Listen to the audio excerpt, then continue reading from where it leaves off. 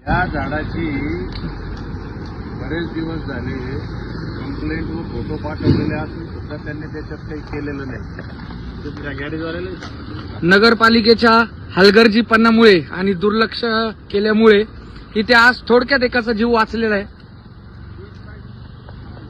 न्यायालयाच्या आदेशामुळे मनपा हतबल। नाशिकमध्ये धोकादायक झाडांचा प्रश्न पुन्हा ऐरणीवर। नाशिक शहरात सुरू असलेल्या पावसाळ्याच्या पार्श्वभूमीवर धोकादायक झाडे आणि झाडांच्या फांद्या कोसळण्याच्या घटना वाढत असून नागरिकांच्या सुरक्षिततेचा प्रश्न पुन्हा एकदा ऐरणीवर आला आहे। शहरातील विविध भागांत झाडे तसेच मोठ्या फांद्या रस्त्यावर कोसळत असल्याने अपघात होण्याचा धोका निर्माण झाला आहे। मात्र अशा धोकादायक झाडांवर कारवाई करण्यास नाशिक महानगरपालिका सध्या हतबल ठरत आहे। यामागचे प्रमुख कारण म्हणजे न्यायालयाने दिलेला आदेश।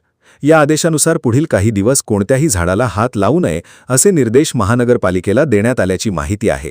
त्यामुळे प्रत्यक्ष धोकादायक ठरलेल्या झाडांवर किंवा फांद्यांवरही मनपेला तत्काळ कारवाई करता येत नसल्याचे समोर आले आहे। दरम्यान नाशिक महानगरपालिकेचे प्रभाग सभापती सुरेश अण्णा पाटील यांनी यावर पर्याय सुचवला आहे। त्यांच्या म्हणण्यानुसार जर महानगरपालिकेला न्यायालयीन आदेशामुळे कारवाई करता येत नसेल तर वीज वाहिन्यांना धोका निर्माण करणाऱ्या धोकादायक झाडांच्या फांद्यांबाबत महावितरणकडे तक्रार करता येऊ शकते। न्यायालयाचा आदेश महानगरपालिकेला लागू असून महावितरणावर तो लागू होत नसल्याने वीज पुरवठ्याला धोका निर्माण करणाऱ्या फांद्या महावितरणच्या माध्यमातून हटवण्याची कार्यवाही होऊ शकते, असे त्यांनी स्पष्ट केले। पावसाळ्यात नागरिकांच्या सुरक्षिततेच्या दृष्टीने धोकादायक झाडे आणि फांद्यांवर तातडीने उपाययोजना होणे आवश्यक असल्याची मागणी नागरिकांकडून होत आहे। दरम्यान न्यायालयीन आदेश, मनपेची भूमिका आणि नागरिकांची सुरक्षा या तिन्ही बाबींचा समतोल साधत प्रशासनाने त्वरित निर्णय घ्यावा अशी अपेक्षा व्यक्त केली जात आहे। स्टार वन महाराष्ट्र न्यूजसाठी इरफान पठाण, नाशिक। त्यात एकच मार्ग म्हणजे जोपर्यंत हायकोर्टाचे हे आहे स्टे आहे तोपर्यंत तर आपल्याला काही करू शकत नाही। परंतु ही गोष्ट लोकांना माहीत नाही, ती लोकांना पण माहीत झाली पाहिजे। त्याच्यामुळे अनेक प्रश्न हे सदस्यांनाच विचारले जातात।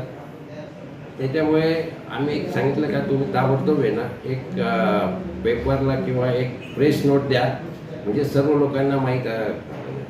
त्याच्यात दुसरं पण असं आहे का आपले जे इलेक्ट्रिकल जे आहे विद्युतवाले ते तोडतात, त्यांना काही स्टे नाही आहे। काही एकदम अति हे असेल तर निश्चितपणे ते केलं पाहिजे। त्यांच्या थ्रू जरी सांगितलं, त्यांना कोऑर्डिनेशन केलं तरी जे एकदम महत्त्वाचे आहे ते झाडं फांद्या तोडता येतील।